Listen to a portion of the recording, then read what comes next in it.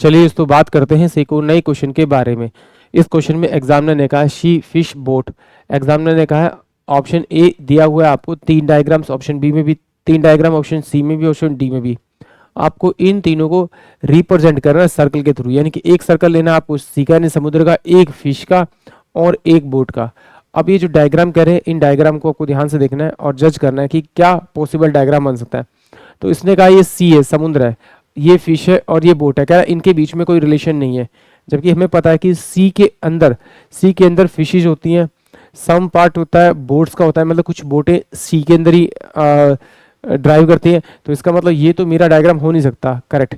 क्यों? क्योंकि कुछ ना कुछ तो पार्ट फिश का उसके अंदर सी के अंदर मिलेगा ही मिलेगा, क्योंकि पूरे यूनिवर्सल में कुछ फिशेज रिवर में मिलती हैं तो समुद्र में मिलती है। सेम ऐसे देखेंगे, अगर ये मेरे पास सी है तो ये मेरा पास फिश होगा, ये मेरे पास बोट होगा।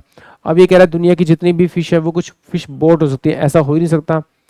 तो नेक्स्ट वाला देखेंगे, इसके अंदर का दुनिया के अंदर ये सी है तो ये आपका शिप है और ये आपका बोट है। ये कह रहा है दुनिया की जितनी बोट है वो सारी सारी समुद्र का पार्ट है, यानी समुद्र के अंदर मिलती है, ऐसा तो हो ही नहीं सकता।